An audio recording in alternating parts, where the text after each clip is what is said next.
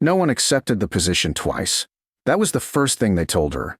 The Duke's household requires patience, which meant difficulty. The child is particular, which meant impossible. And His Grace values privacy, which meant temper.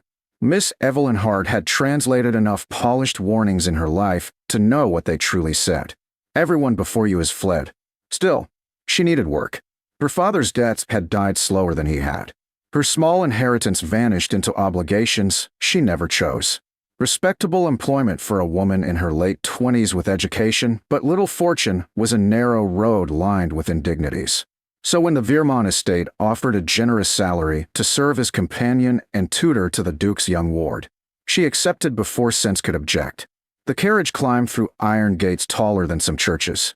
The manor beyond was vast, dark stone softened only by winter ivy. Beautiful in the same way storms were beautiful. Inside, silence ruled. Servants moved efficiently, spoke softly, and watched her with the careful pity reserved for those entering doomed situations. The house steward, Mr. Vale, led her through long corridors. "You will be attending Master Thomas." The Duke's son. He stopped walking. "No." A pause. His ward. Something in the answer closed a door rather than opened one. "I understand." "You likely do not," he said, then continued walking. "He is 7. Intelligent. Stubborn. Selective. With tutors. With everyone." They stopped outside a sunlit schoolroom. Mr. Vale adjusted his cuffs as though preparing for impact. If he throws ink, duck. Before Evelyn could decide whether that was humor, he opened the door. A small boy stood atop a chair beside the window, wooden sword raised toward a line of terrified books. Golden brown hair in wild disarray. Large gray eyes. Fine clothes worn like battle damage. "Invaders," he shouted. Then noticed her. The sword lowered. He stared. She stared back. "Are you another governess?" "Yes. I had one yesterday." "And?" She cried. "That seems fast." He considered. She was delicate. Evelyn bit back a smile. "I am sturdier than I appear." "We shall see." Mr. Vale closed the door with the speed of a man abandoning a battlefield. Evelyn turned to the boy. "Would you like to come down from the chair?" "No." "Why?" "I'm winning." "That is difficult to argue with." He studied her suspiciously. "You're odd. I've been called worse." "What happened to the others?" "They left." "Will you?" "Not before tea." That made him blink, then laugh. A clear, surprised sound, as if laughter had arrived before permission. He jumped down. "I'm Thomas. Miss Hart. You may be Evelyn if you survive the week." Generous. He took her hand solemnly and dragged her toward the books. "These are traitors. We must reorganize them."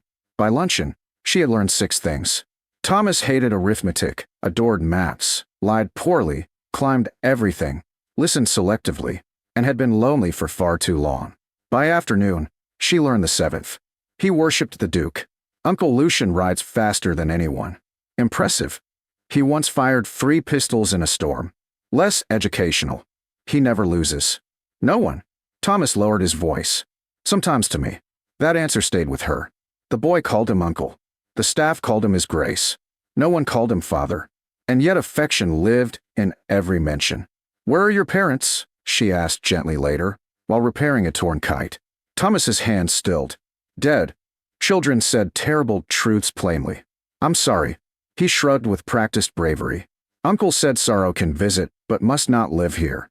A strange ache touched her chest. "And does it listen?" "Not always." Before she could answer, the door opened. The room changed. Not by noise. By presence. Duke Lucian Veermont entered like a man accustomed to rooms arranging themselves around him. Tall. Broad-shouldered. Early 30s. White man with sharp aristocratic features. Dark hair, pale skin, and controlled gray eyes that seemed to measure before they acknowledged. Thomas lit like sunrise. "Uncle." He launched himself forward. Lucian caught him one-handed without effort. The transformation was brief but undeniable. The feared Duke, if rumors were to be believed, smiled. "Small. Real. There and gone." "You are muddy," Lucian said. It was strategy. It was the carpet. Thomas laughed and clung to his neck, then pointed dramatically. "This one hasn't cried." Lucian's gaze lifted to Evelyn. Full attention felt like standing in cold water. "Miss Hart, Your Grace. You remain. I only arrived this morning.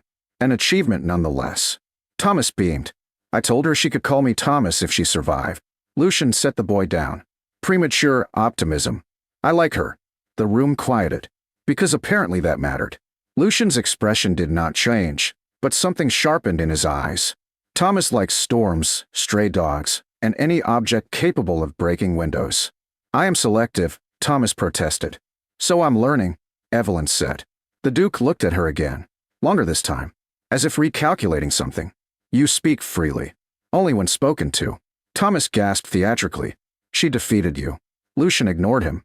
Mr. Vale will show you your rooms. Thank you, Your Grace. He turned to leave. Then Thomas tugged Evelyn's sleeve. Come tomorrow? I'm employed here. Yes, but come happily. Something in the boy's voice tightened the air. Because children who feared abandonment learned to hide it in jokes. Evelyn knelt to his height. I will come tomorrow. And the next, if invited. And the next. She smiled. You bargain like nobility. I learned from him. Lucian paused at the door. Without turning. Then expect difficult terms. He left.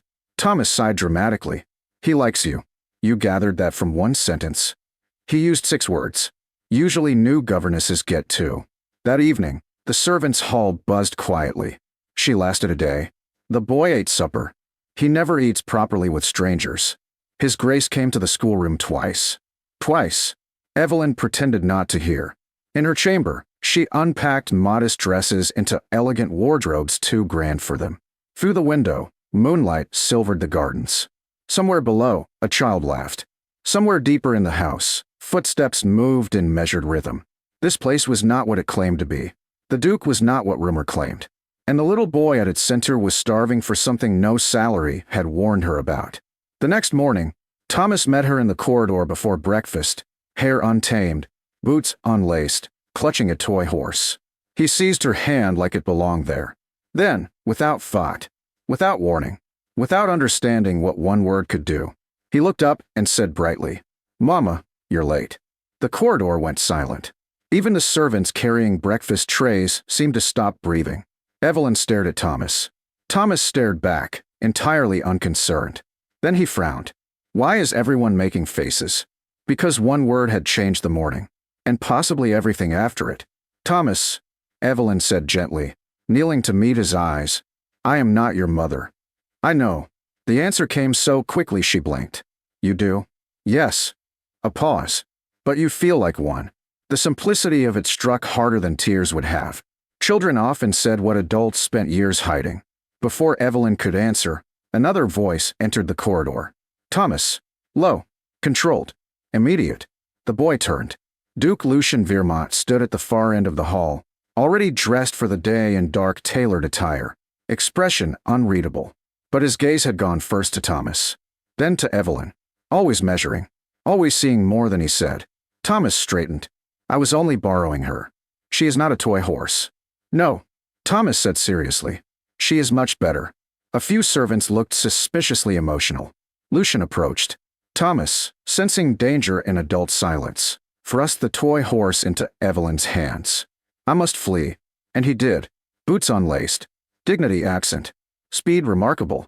Leaving her alone with the Duke. This house moves quickly, Evelyn murmured. It rarely moves wisely. His gaze lingered on her face. You are upset. I am surprised. He has asked 3 previous governesses to marry me. Evelyn stared. He what? Lucian's mouth almost shifted. Almost. He confuses solutions with relationships. That is deeply concerning. Yes. A pause. It is also grief. The words settled quietly between them. Because of course it was. Because lonely children built families from need. I did not wish to hurt him, she said softly. You didn't. How can you know? Because he laughed when he said it. A beat. He cries when truly wounded. The honesty of that admission changed something in her. Men like Lucian were not expected to speak grief plainly. Yet he had. Then why do I feel as though I failed some test? Because you were conscientious. And because everyone stared. That also. Against reason, she laughed. A short helpless sound. It surprised both of them. Lucian studied her. Then said, Walk with me. It was not quite a request. Yet softer than command. They moved into the winter garden corridor, sunlight spilling through glass onto stone floors lined with citrus trees. I should clarify something, he said. That children in your care issue marriage proposals by breakfast? That you are free to leave if this house becomes burdensome? She glanced at him. Do many people flee your hospitality?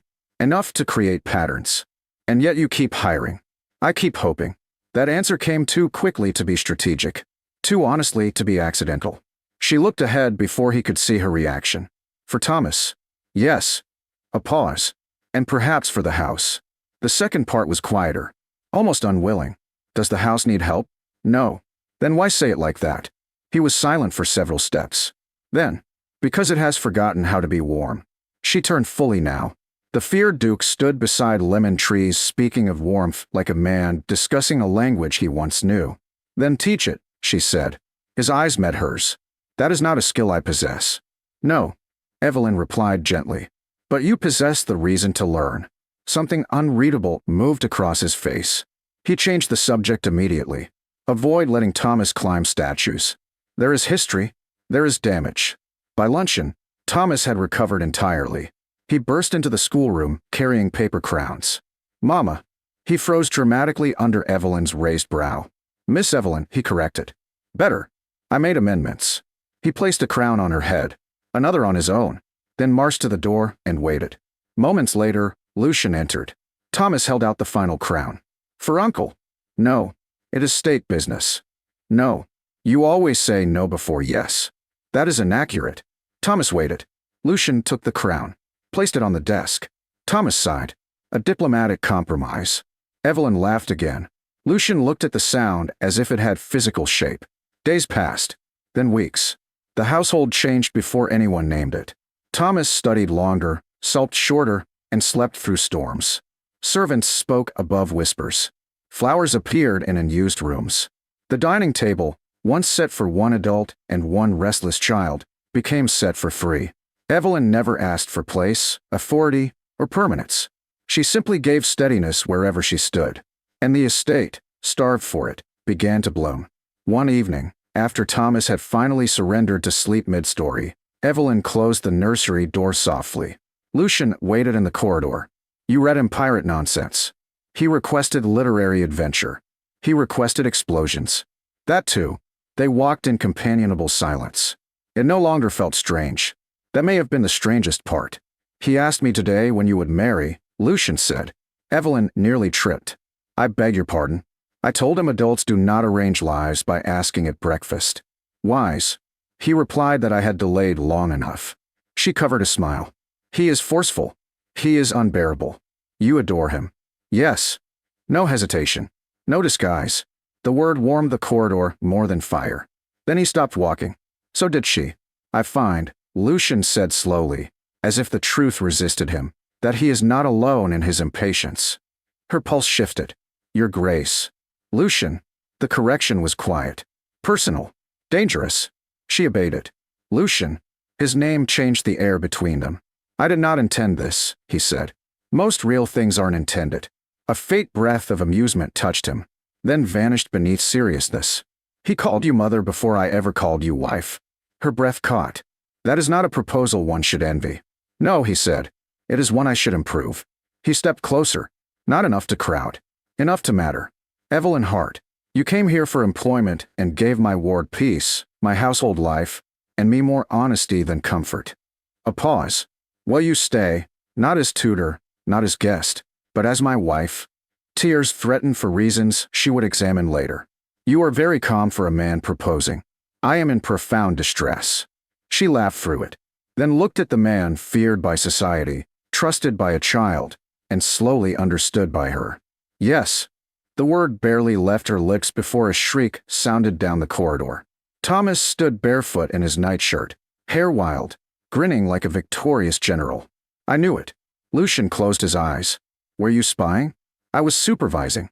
Thomas ran forward and threw himself between them, hugging both at once. Mama said yes. Evelyn looked down at him, then at Lucian. He gave the smallest nod. Permission. Hope. Family, if she wanted it. She rested a hand on Thomas's hair. Yes, she said softly. This time, Mama said yes. And before the Duke ever called her wife. The child who needed love most had already named her exactly right.